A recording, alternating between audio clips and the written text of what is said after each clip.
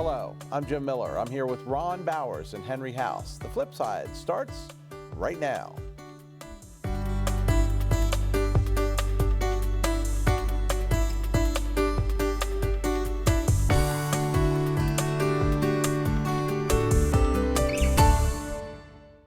Welcome to the show. Well, we're happy to welcome with us tonight Kathryn Gratton. She is Main Street Manager for Williamsport, Maryland. Welcome. Thank you. So we have been reading some things in the local newspaper about Main Street. Tell us about it. So the Main Street program is a revitalization for the downtown communities, hoping to spark both private and public partnerships and engage a lot more economic development, really. Okay. Ron? I think you're in the process of your grant writing now for the program. Correct. You've been approved for a program, but you're still waiting to get it off the ground, get it started, and you've been brought in. Will you be part of grant writing and that type of thing to, for facades, for different types of lighting and signs and that type of thing within Williamsport? Yes, so how it works, we're a little bit unique for the state of Maryland. It actually has its own state program through DCHD. Yes. And then that trickles into the national program that exists. So for us, we had to first apply to the state. They came out in November, did a recommendation, sit down with a lot of folks that we might see as partners, such as the Visitors Bureau, the Chamber, local county government officials, that kind of thing. They've now sent that to us. So I have the recommendation letter, and I'm in the process of writing our formal application. Hopefully we'll have that in the next few weeks so that we can get the designation, and we will be the second in Washington County to be a Main Street community. And who was the first? City of Hagerstown. Okay, tell me, what does it mean to be a main street? What does it really impact? How does it impact the city of Williamsport, and what does it mean for the people who decide to start to locate businesses down there? So a Main Street community, it's a similar designation, such as if you have an arts and entertainment district, you're a green community, those types of things that the state has different programs for. The Main Street one specifically works to help do, as I mentioned, the revitalization of the downtown, more working with bringing in business to the area. So my focus will be helping both the existing businesses, trying to create programs such as the one I'm trying to put together now is going to be called E4, which is Entrepreneur to the Fourth Power, and helping to encourage more small business to open up, as well as bringing in community-friendly events. Some of them we already have, such as bike night. We have a cleanup effort that the town does. And so it's enhancing those, going above and beyond. There's also incentives we can apply through the state to get funding for, such as the facade grants that you mentioned, and then help to create that more attractive appeal to a community. Okay. Okay, now, as you move forward, we're moving forward with the National C&O Canal headquarters. Mm-hmm. Williamsport is really not yet poised to handle the people that's going to come here when that's all done. I'm talking restaurants, right, foot traffic, plans. Are there plans to clean up certain areas of the town? Are there plans to open up different restaurants and different bike shops and that type of thing for those people coming off of the canal and that will come to the canal? Is there a lavish set of plans being done by Donnie Stoudemire and the mayor and the council that they have you actively involved in making it all happen? So, yes and no. Okay. We have a list actually in my office of here's the dream businesses we would love to have come into the community, because as you mentioned, it's going to be a significant impact. I think the estimated is 70 new jobs or 70 jobs that they'll bring with the Park Service. And when your population is 2,100, 70 new faces is a significant. And with that, we're going to need more options for them to get food, for something to do after you get off work. Hopefully someone will want to relocate and live in Williamsport as well, which would be nice. So working on those, that's part of what a Main Street program does, is kind of identify those missing needs, such as more places to go eat. A bike shop would be wonderful. I'd love to have a bicycle place come in.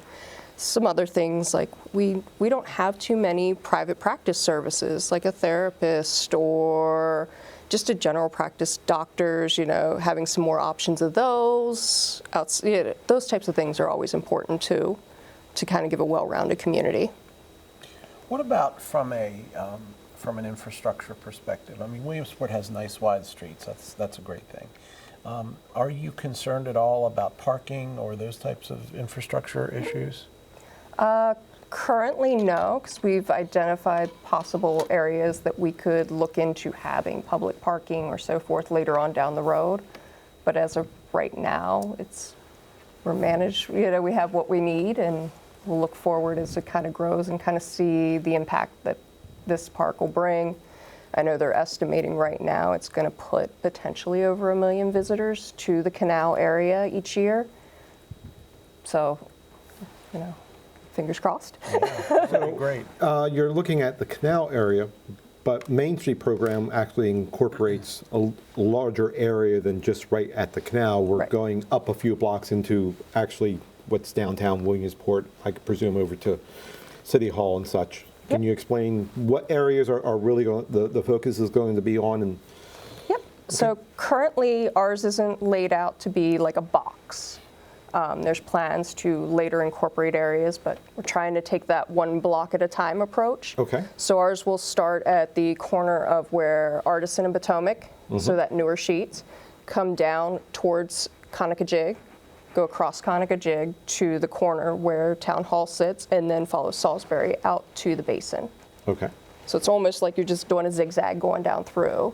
And the reason we selected those was mostly because that's where a lot of our downtown businesses are located. And since the key piece to the Main Street and the downtown revitalization is business, choose where they are. Right, that makes sense. Yeah. As you move forward, how will you determine, you have a chamber, do you have an economic development commission? Who are your collaborators in Williamsport besides the mayor, the council, and the town manager to make this all work?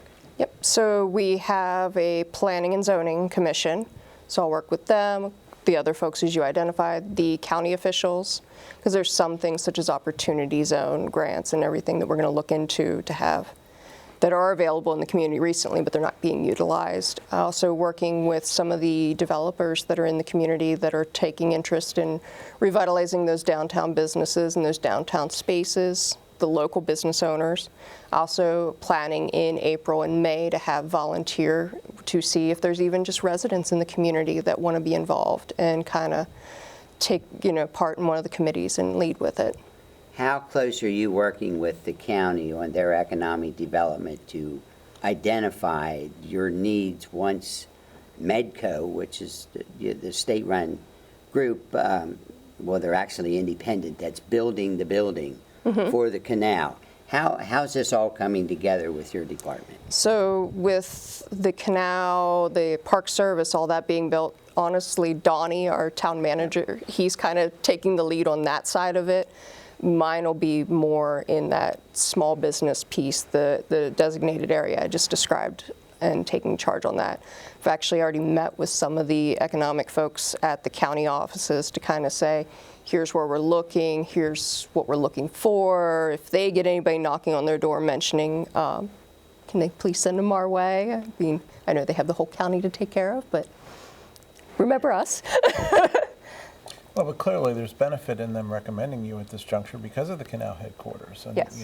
For that to be a success, I think Ron brought a good point early in the conversation that you need the resources, you need the infrastructure there, including the restaurants and the services that people can, From the town's perspective, how does the Williamsport Park, or does the Williamsport Park fit into that? I love that little park. I haven't gotten enough because it sits outside of the Main Street okay, area, so I okay. haven't incorporated too much. I know Currently, we use it for the C&O Canal Days. Of course, Right. we have the amazing lights at Christmas Right. time. Yes. You also have the pool area up in there. So we have the swim lessons with Red Cross. So there's a lot that's Baseball utilized field. there. The baseball fields. People can rent the space. And then you got the barn up and behind there. So there's a lot of activity actually already happening in that part. So now we're just trying to spread the love a little further over a couple blocks. So you had mentioned the fact that you're starting in one small area and then you're kind of moving out potentially in concentric circles or squares, depending. Talk to me about what's the next area you would hit after you go through that section you defined there, starting at the new sheets. So it kind of depends in terms of, it either looks like going down Potomac and heading the rest of the way to the basin to finish off that block, or the going up Artisan and blocking in that section.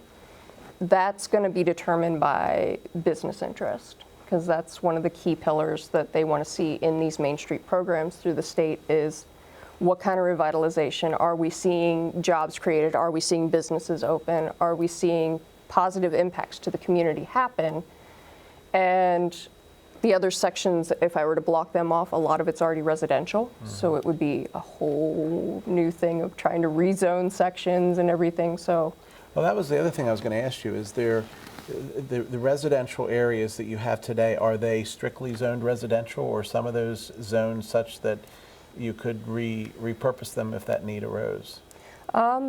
kind of going to review that on a case by case, honestly. In fact, was just discussing earlier on some possible areas that we've had people say we would like to see about turning this in maybe a mixed use area. Right. And how do we go further with that? And it was, okay, so now we got to talk to zoning. Is there some flexibility? At one time it might have been mixed use, now it's just strictly residential. Can it go back, and how do we move forward?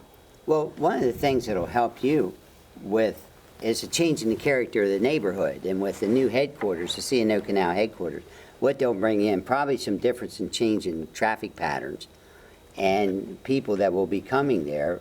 You're set up for rezoning, I would say in a pretty good light, because of a change in the character of the original zoning, because you're only allowed change in the character of the neighborhood or a mistake in the original zoning. How difficult, since there's only one other Main Street program, how difficult has it been for the mayor and the council to get the approval for a Main Street program? That has to be difficult.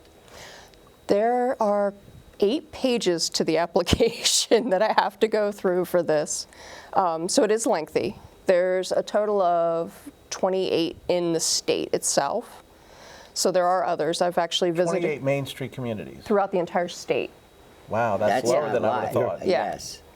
One of the, it's one of those that I don't know if it's been piloted as well or something, but Will you it's been, visit any of those areas in some of those Yeah. smaller communities? I actually have visited so far Taneytown, Mount Airy, Middletown. I've visited also with some of the ones on the other side of the state line, because in Pennsylvania, they're a strictly nonprofit. So, and they work more heavily with the national program, which we will be fed into after we meet the state requirements. Who's that final approval come from? It comes from the DCHD. So. We're going to pause right there. Kathryn, I'd like if you could stay with us for another segment. Stay with us. When we come back, more from Kathryn and Gratton. We'll be back in 3. Did you know that Wi-Fi connects multiple devices in your home? So go ahead. Surf, game, or simply watch your favorite shows and movies anywhere in the house on any device. With Wi-Fi, your house becomes a high-tech home. Unleash the internet in your home with Antietam Ultra Wireless Home Network. With speeds up to 1 gig, your whole family can surf together faster. We make it easy with our hassle-free professional installation. Call Antietam Broadband today and add a Wi-Fi modem free for 60 days. For more than 10 years, the University System of Maryland at Hagerstown has been providing a local higher education option for students in the Quad State region. With more than 20 undergraduate and graduate programs from 6 Maryland State universities, there are many opportunities to earn your degree while saving on the cost of commuting. Financial benefits to attending the program have been significant. USMH. Academic excellence, outstanding value. Every piece of jewelry really, if you step back from it, has more to do with the emotion behind the person that's giving the gift. That transcends whatever the value, the material value of the item is. It is something that has such meaning that, you know, we see generations many years later. And they have the story about how great-grandfather gave this to great-grandmother, where it was, and those kinds of things. And so it's the love that's between two people that really transcends the item itself. These really are the best years of your life, so why not make the most of them at Homewood at Williamsport? Conveniently located near Washington and Baltimore, we have a rich tradition of helping retirees maintain an independent social lifestyle. Homewood offers attractive, spacious cottages without any maintenance hassle or headaches, plus a vibrant social community and access to the best amenities and medical care. Woodlands Apartments with up to more than 1,200 square feet of beautiful living space. Now's the best time to look into Homewood at Williamsport. Enjoy worry-free living today and tomorrow at Homewood at Williamsport. Hi, I'm Mr. CopyQuick, and at my shop, we offer many products to help market your business. Let me show you a few ideas. We offer stunning graphic design, quality printing, addressing and mailing too. Need a trade show display? We create booths that draw a crowd. Does your retail signage need a facelift?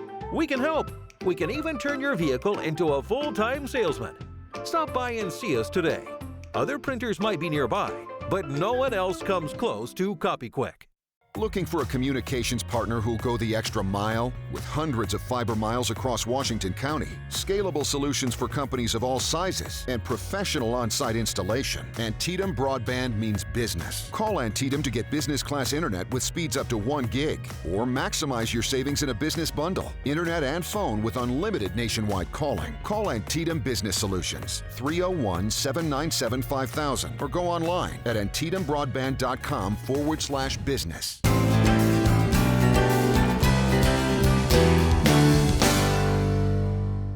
Welcome back. We're here again with Kathryn Gratton from the city of Williamsport talking about the Main Street Community Program.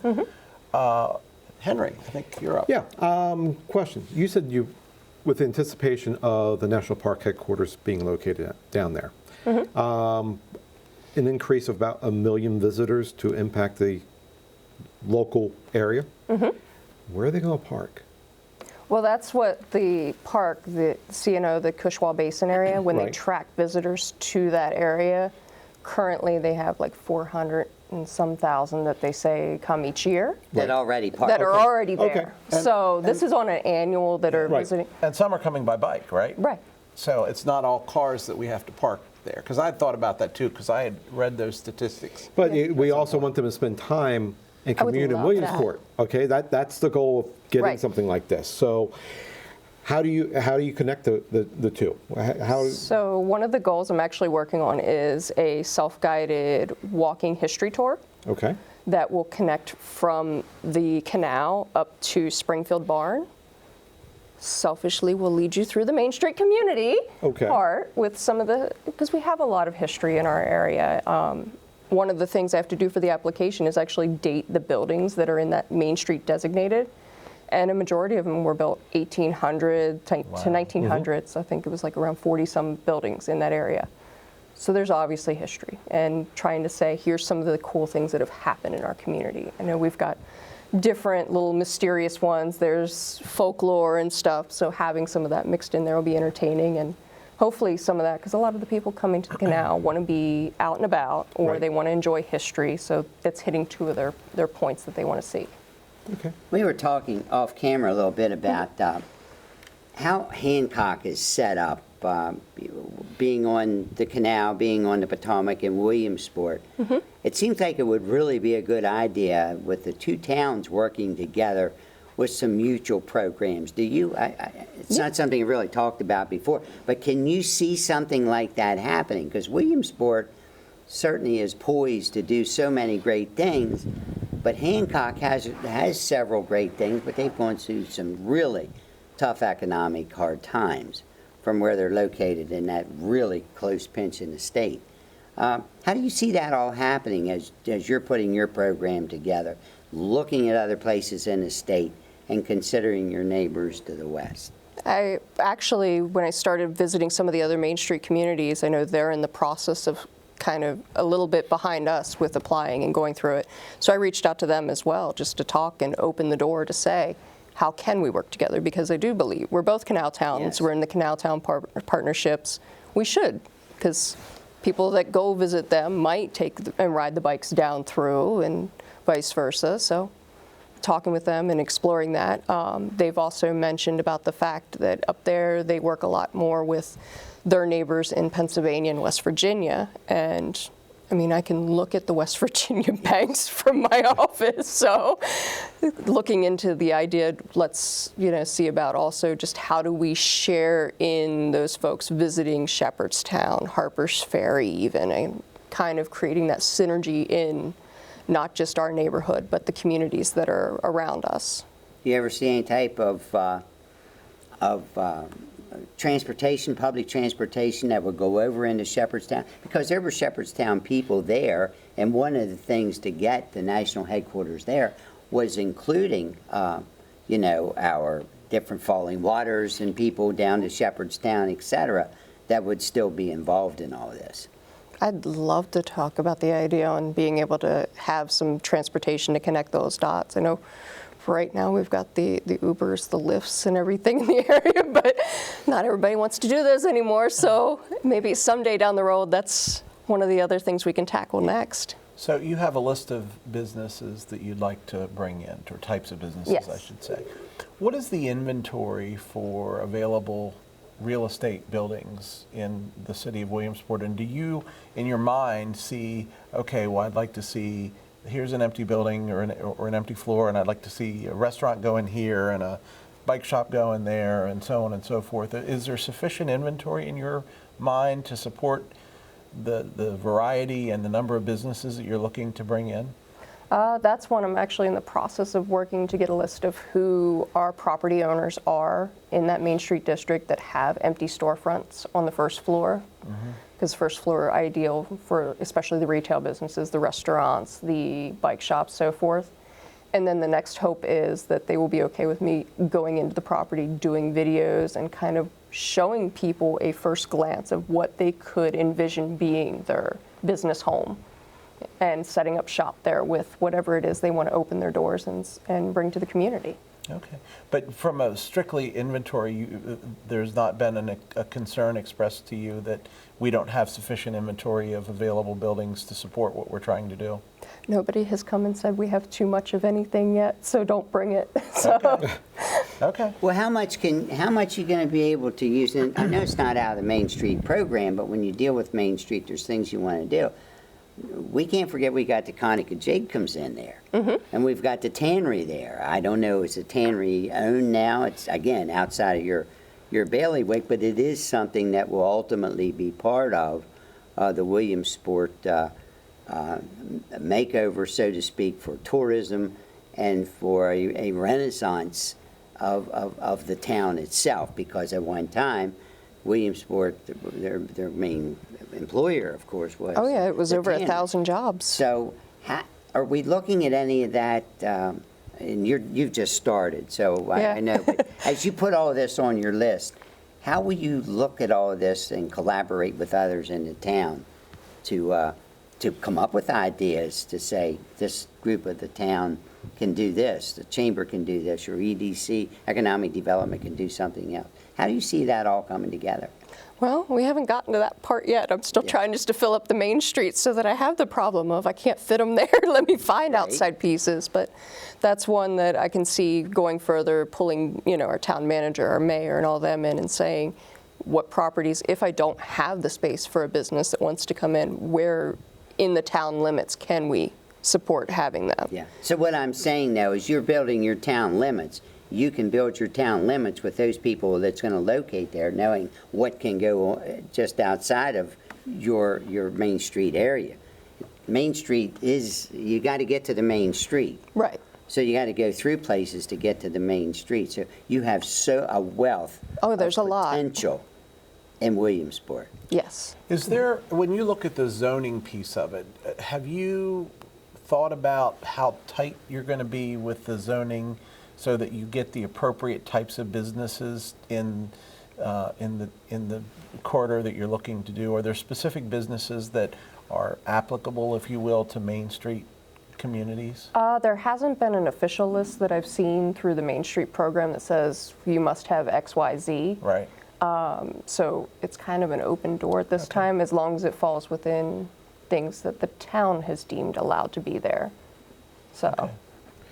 Businesses interested in getting involved, is there a website that you can click on and say, well, these are the available properties in the Main Street program? Have we gotten that far in the development stage of That's things? hopefully later on this year will be a part, the Main Street information will be housed within the town's website. Okay. And there'll be a part that clicks on, I do want to have a section where you could do just what you said. You go and you say, I'm interested in starting a business in Williamsport or relocating to Williamsport. Here's the available properties. Here's possibly a small video of what that space looks like. Here's which property owner has that I need to contact. Okay. Here's also, the next steps, such as who our zoning person is that you need to touch base with, and where do you go for what from there. And there's, with the Main Street program, there's incentives for businesses to locate in there. And Yes. what type of incentives do they put together? So one of them is a facade grant program. There's some flexibility in how you create and see what fits best into your community. Some of the other main streets I've talked to, they do 50-50 splits on reimbursement for property owners that want to spruce up the front. Okay. There's one community that they've now started doing not just exterior, but they offer interior funds to be able to come in and say you need new flooring or you need new carpeting, new wiring, something. They'll reimburse up to a certain cap.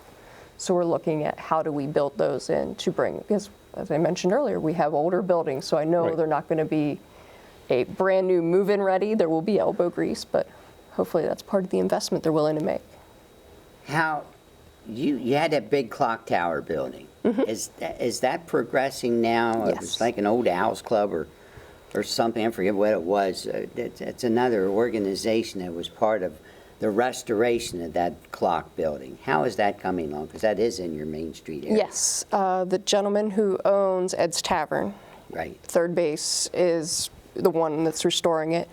He was just in not long ago, and he was telling us it's moving along well, and he was hoping to, probably in April or May, I'm guessing, to have Donnie and I come in and see the space, because I'm told it's spectacular and redone very, very well, and that I will be highly impressed. So I can't wait.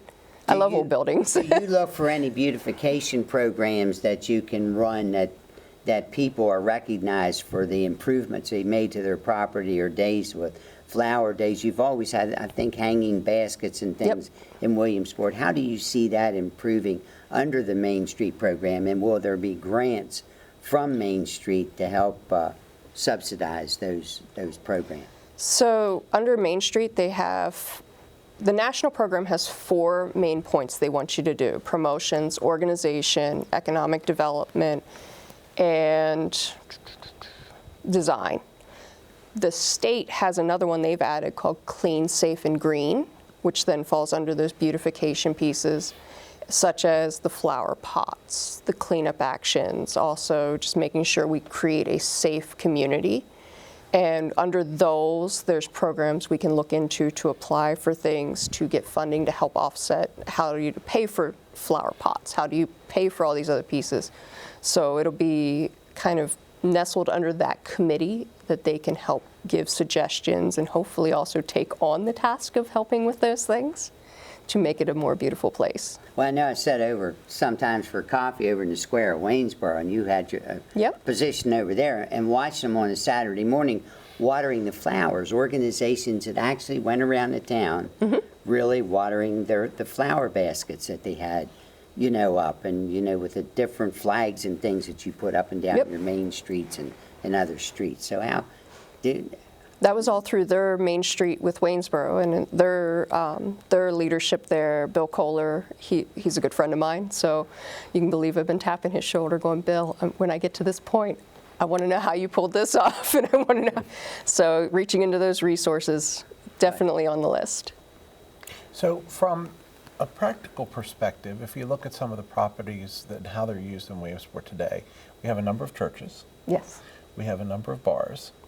Not as many. Okay. We have a post office. Yes. We have what? How many restaurants? 1 officially? 2? 2. Okay. 2. Three. We have Smoke and Toad. Smoke and Toad, I forgot You about have that Desert Rose, and then you have Tony's. Yes, exactly. Okay, I forgot about Smoke and Toad. Can't forget about it. On the weekends, you can smell them. It's amazing. Oh, really? Well, that's cool. Yeah. That's cool.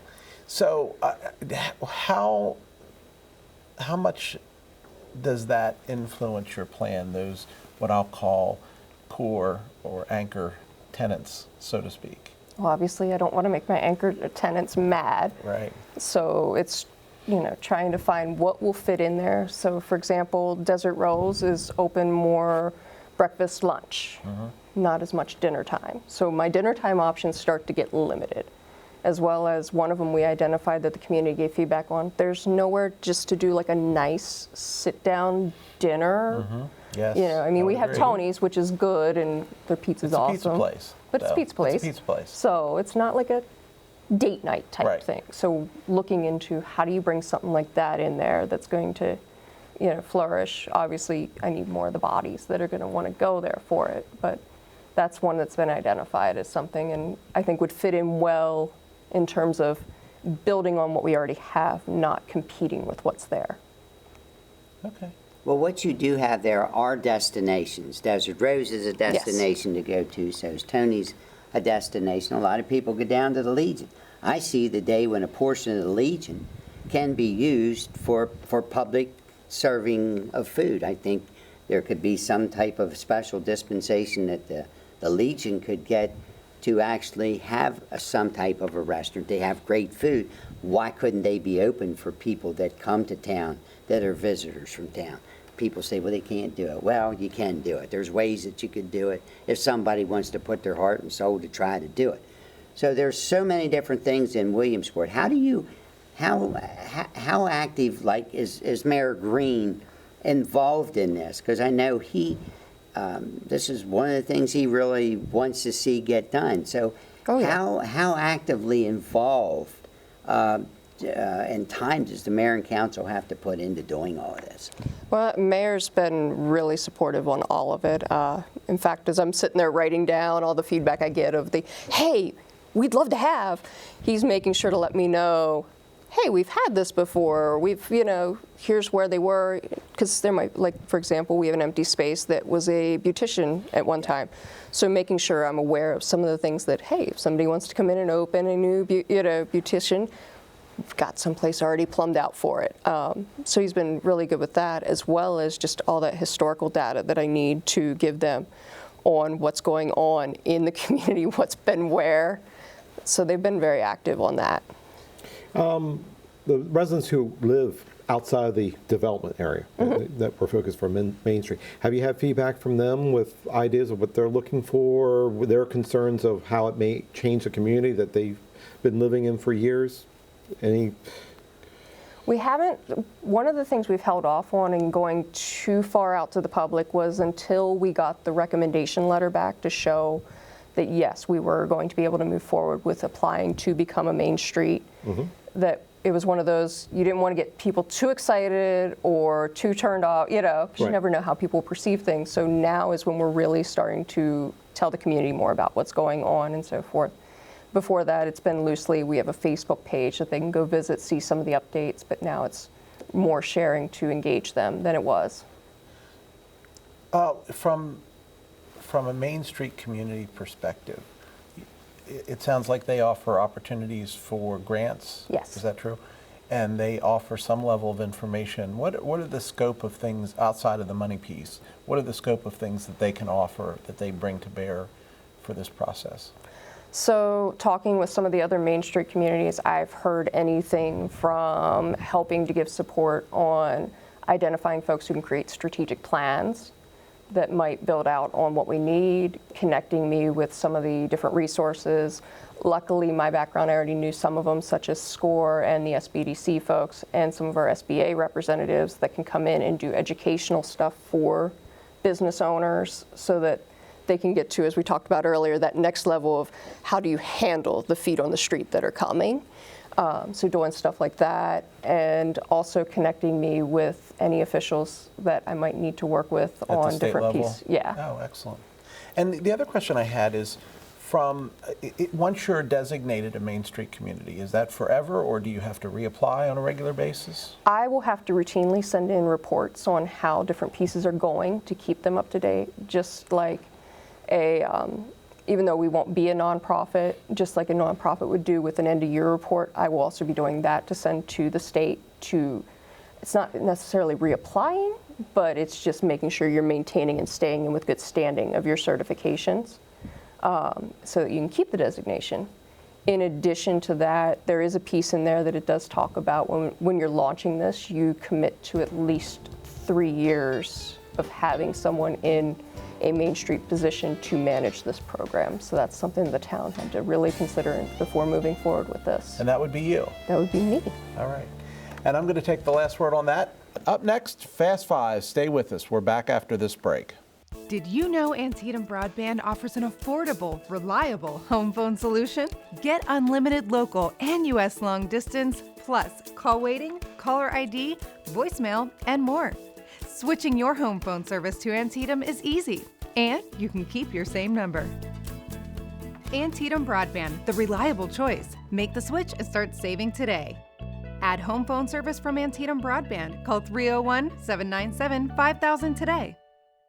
The University System of Maryland at Hagerstown provides a convenient location for students to earn a bachelor's, master's, or even doctoral degree. Located in downtown Hagerstown, USMH offers more than 20 degrees from 7 Maryland state universities. Classes are taught by the same professors you would find at your home institution, and your degree comes from that university too. Regional tuition rates are available for select counties in Pennsylvania, Virginia, and West Virginia. There is even student housing within walking distance of the campus. Simply apply for transfer admission at the university that offers your program. Scholarships are available both from USMH and individual universities. With flexible scheduling, small class sizes, and state-of-the-art facilities, there's no better time to complete your degree. Apply today. University System of Maryland at Hagerstown. Academic excellence, outstanding value. We see, and there's pictures embedded in my mind of, for example, a little 3-year-old girl who's carrying bags of things that her mom had selected, and her mom before her is in here as well. So generations where you can see that this is a special place, something for them to be able to select a neat gift, and to see that transcend across generations is, it's just a great thing. This is what it can feel like when you outgrow your internet speed. Chances are you have more internet-connected devices in your home than you did a year ago. Switch to Antietam Internet for the right fit for all your devices. Antietam Broadband delivers the speed and reliability you need with professional installation and no contracts. Sign up for internet service today and get speeds up to 1 gig. Call or visit AntietamBroadband.com.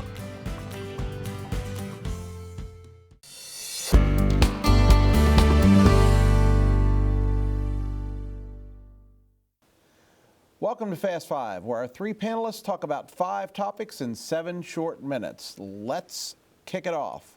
Ron, Americans are reported to be lousy tippers. What say you? Well, I'm not sure who did the report and who went to the extent of doing the report, but I think they kind of broke it down with your different age groups, millennials, Generation X, the baby boom generation, the greatest generation. My generation, Henry, is a silent generation. I can't believe We're that. noted as a silent generation. You're the exception to the generation. Yes, Okay. the exception to the rule. But they talk about different things on tipping. They're talking about taxi cabs. They're talking about the help in a restaurant and not just the waitress. They're talking about so many different things as tipping, but they've talked about going from 15 to 24% of You tipping. mean 20 to 24%. No, 15. They had been at 15 and then to 24, where it goes up. A lot of people go from 24 to 27% ultimately. And they say we tip less. I don't see that. Henry, you've been in the restaurant yeah. business. Well, I'll talk from practical experience. When I go out for a meal, do we know that TIPS is actually an acronym? No. It means to ensure prompt service. Yeah. Okay. A lot of the times the server is not necessarily the culprit to when you have a poor meal. Meal may come out of the kitchen a little bit slower, or they messed up a dish because someone says, "Oh, I don't want any green things on my plate." Okay. So it's reflecting upon. You can kind of tell, or at least I can, from being in the industry, whether it's actually the server's fault or whatever. Yes, you but, absolutely can. When it is, does it impact their tip? Yes. Okay, keep my drink filled up while I'm waiting. Check in with the table. Don't be overburdensome to the table. What has really set me off is when you go into a place that is counter service, and when I say counter service, you phone the order in, and they have a tip thing in front of the person. The only thing they're doing is punching a couple of things into their register, Right. and then giving you food, and they want a tip, and kind of. Now, the delivery guy, yeah, I tip the delivery guy when he comes to my house. I tip a server a proportion. Don't tell me what to tip on my guest check, because I want to be able to leave that up to myself. Everyone should be able to figure out what 15, 20, or 25% of the check is. That's simple math, okay? So don't tell me what to tip. That irritates me, but at the same point, if I was taking an Uber or a taxi, then yeah, you should give the guy or gal a decent tip for doing their job. But, I think we have misdirected what tips are. Maybe we should go like some other countries where tipping has sort of been pushed to the taken away, and give, and Ron, you'll like this one, give the person a decent wage for doing their job. Well, is that going to work? You're in the restaurant business. You want to pay your people more. A lot of times it could work. You think it would? I think it could work, because the reality is, if we are bad tippers, then theoretically the business owner has to make that up. Now, I know it's not much of a... It doesn't happen, though. Well, okay. Sorry. But what is really happening? The millennials are not tipping. No, I don't think that's true. Well, the report was saying. The report tells you the millennials are the ones that's really cut back on tipping. The boomers are tipping handsomely. And I would say, but sometimes, there's a friend of mine on Facebook who shall remain nameless, but he wrote a thing just about 2 months ago that said, "I've decided I'm not going to tip anymore." And I'm thinking, wow. But these people are making sub-minimum wage. They are. And, sometimes if you work in a higher-end restaurant, making sub-minimum wage, you're going to still rake in the bucks because you have a high check average. But if you're going to one of the chains that are very popular in our community, for table service, you'll make above a minimum wage for the most part, but every time someone says, you make enough money, they don't. They really don't make enough money. They have to put up with your kids, your spouse, you, and have another 6 to 10 tables that they're dealing with at the same time. There's a lot of work that goes into being a server of good quality. And I tip my hat to them, because they are few and far between. They are, and they're worth every penny of tip they get. And I'm one of these people that clearly if there's a problem and it's not the server's problem, if the server has been apologetic and as you said, attentive but not over attentive during the issue, I don't let that affect my tip usually. Right. Because the tip isn't going to the guy in the back that screwed up. Well, some facilities do it that way. They do. And I always found it kind of odd that they pulled the tips together from a section, and then they gave the kitchen a tip at the end of the night. Now, if the waitress feels compelled to do it, great, but I think it should be up to the servers at the table. Because is there a requirement that you tip? No, obviously there's not. So there's just something that started as a tradition at some point. Why do you think it started? For the service that you get? Well, the acronym is to ensure prompt service. I worked in a place once that a waitress got a $100 tip because she knew what the acronym meant. And, congratulations to her. But do you train your people if you were in a restaurant? Do you train them to really do what you need to do to get it? If you want to be successful as a restaurateur, yes, absolutely. You must have that rapport with your customer every time they walk in the door. two things about tipping, and then we've got to get to another subject, but two things that bother me. First of all, when they put the amount on the bottom, they put the amount including taxes. Exactly. Which you're not supposed to tip on taxes.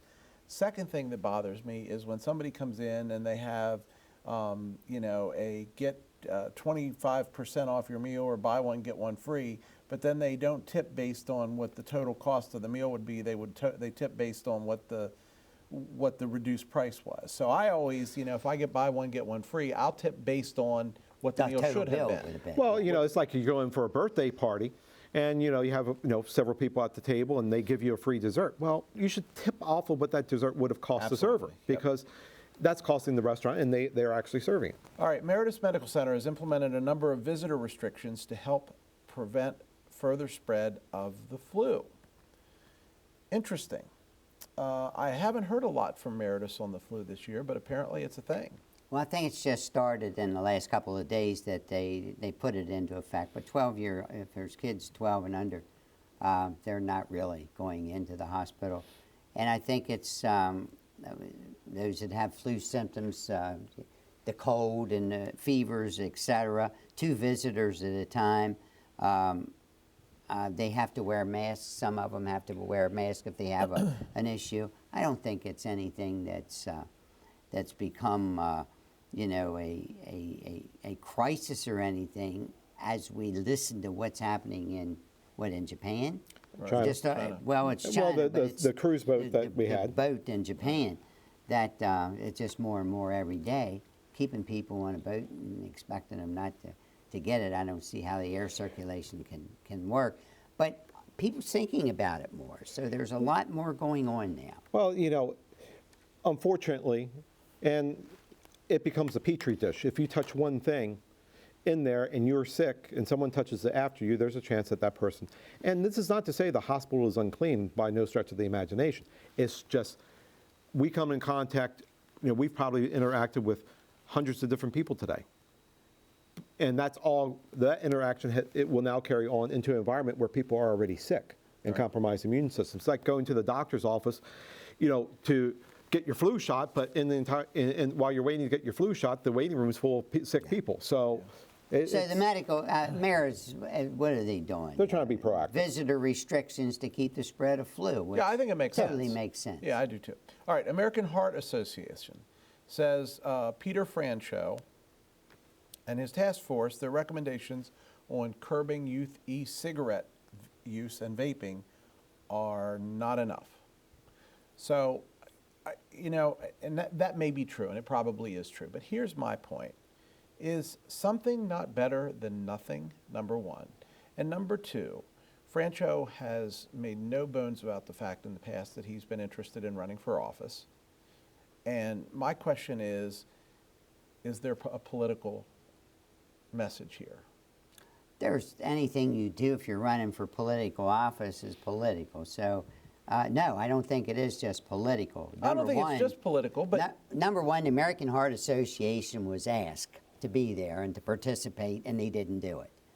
So the American Heart Association has a little bit of egg on their face as to what they could have done. There is bills in the House and the Senate to deal with the specifics that they're talking about going further, that you can't sell them. So as you went through the article, and I've heard the chief of staff of Francho, Comptroller Francho talk, it's something that the American Heart Association talked about but didn't follow through on when they were asked to be participants. So I don't know where the politics is. They will be happy when it's completely banned. I mean, in all sincerity, it's not just the underage. I think they would be happy to have it completely banned. And, the risks, the labeling restrictions that they're looking for and the access and the way it's promoted, a lot of that's already being addressed, not just on a state level, but on a national level. And I think we're going to see more to come because we're in an election year, and there's nothing better than an election year to give someone a bone to start to run down the aisle and talk about it. And well, how about if you buy it over the internet, what you can do? then places that sell it over the internet need to have restrictions, and they're not going to fall underneath the Maryland guidelines because more than likely they're not licensed in Maryland. So that's why you need the federal government to step up and be more proactive. But I thought the federal government did step up and ban They banned some of the advertising. They banned the flavors, but you know the state. It's a local governance on the state issue, but you need a cooperative effort with the federal and state actually working together for a change. But here we go again. You don't have to buy it. Why do they buy it? Just because it tastes good? No, they buy it because, well, that's probably true. They buy it also because it has been advertised initially as a safe alternative to smoking cigarettes. And clearly it is not. But you know, we're talking the access to teenagers. Okay, how are teenagers accessing it? They have to have if they're buying off the internet, they have to have a credit card to buy off the internet. Oh, that's easy to get. Okay, you know, or a PayPal account set up or something along those lines to make those payments. Or they go to their older brother, sister, or person in the neighborhood. Then it falls back on family responsibility. It ultimately comes down to what household what's the the kids. family responsibility when the kid gets sick?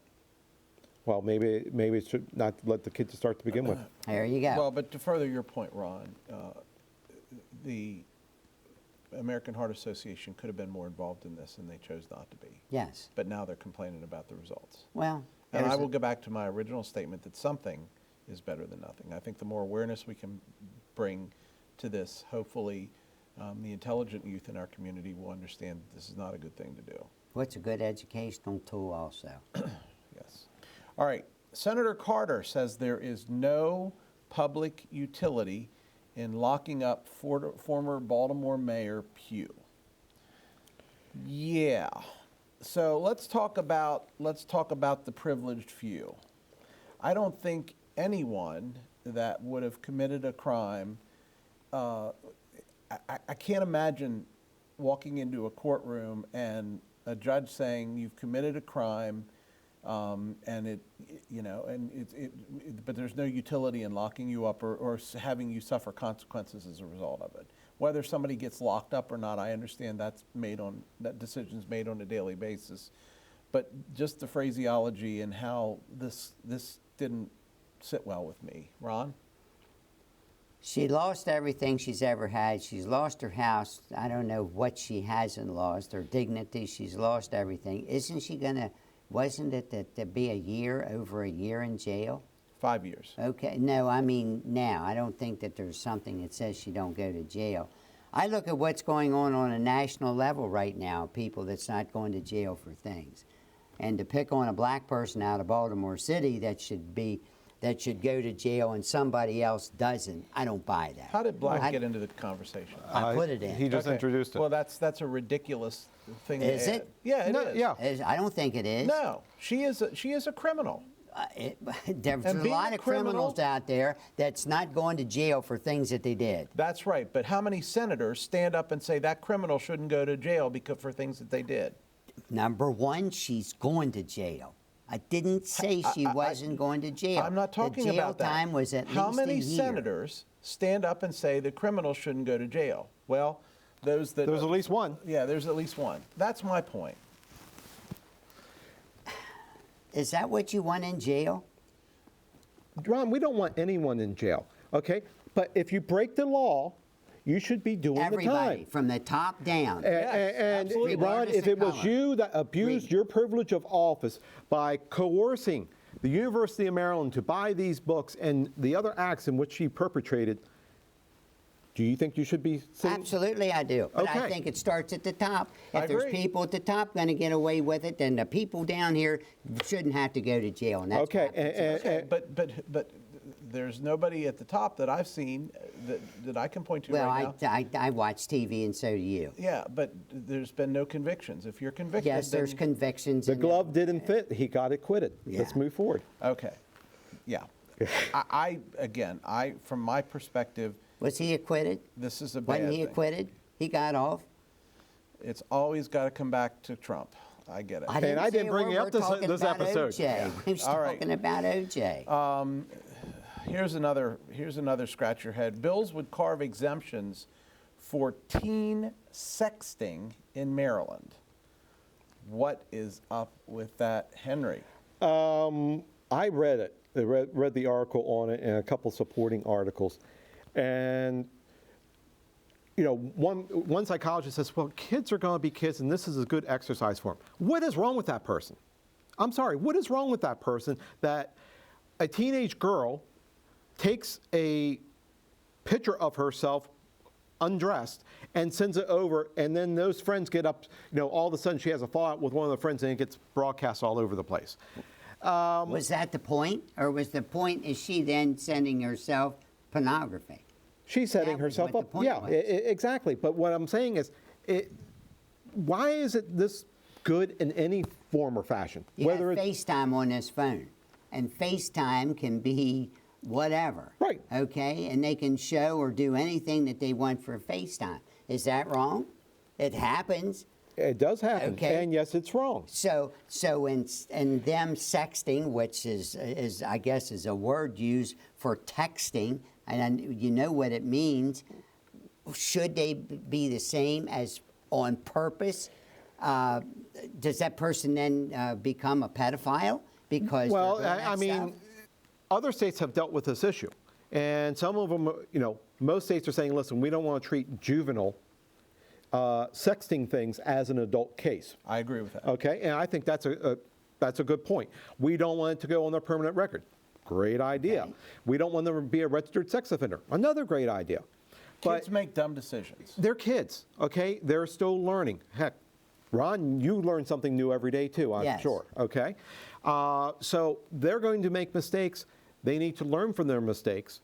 But if they become habitual, you know, they get caught one time and then it's another time, then there needs to be some consequences to deal with that situation. Now, apparently the household's not dealing with the situation, so there has to be some type of consequences. I don't think they should be registered sex offenders, but there has to be, they shouldn't be sending out, you know, pornographic information, whether it's from their phone to their friend's phone. Yes, but only, Ron, you were a teenager once. It doesn't take long. It doesn't take long. Just remember, our phones had tails. All right. Yeah. And on that note, we're out of time. We hope you will like us on Facebook, follow us on Twitter. We hope you will send your comments and suggestions to feedback@theflipsidetv.com. That's feedback@theflipsidetv.com. Most importantly, we hope you'll join us again next week for another visit to the Flip Side. Good night.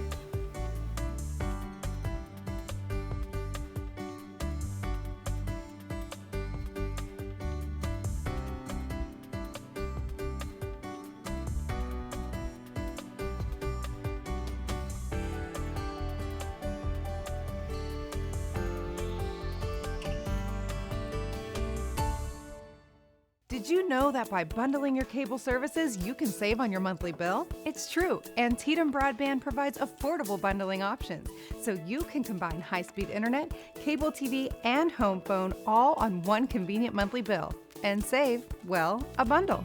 Antietam Broadband, the affordable choice. Save hundreds of dollars per year when you bundle high-speed internet, cable TV, and home phone from Antietam. Call 301-797-5000 or visit AntietamBroadband.com and start saving today. Hi, I'm Mr. Copyquick, and at my shop, we offer many products to help market your business. Let me show you a few ideas. We offer stunning graphic design, quality printing, addressing and mailing too. Need a trade show display? We create booths that draw a crowd. Does your retail signage need a facelift? We can help. We can even turn your vehicle into a full-time salesman. Stop by and see us today. Other printers might be nearby, but no one else comes close to Copyquick. Every piece of jewelry really, if you step back from it, has more to do with the emotion behind the person that's giving the gift. It's really an amazing thing. That transcends whatever the value, the material value of the item is. It is something that has such meaning that, you know, we see generations many years later. It's the love that's between two people that really transcends the item itself.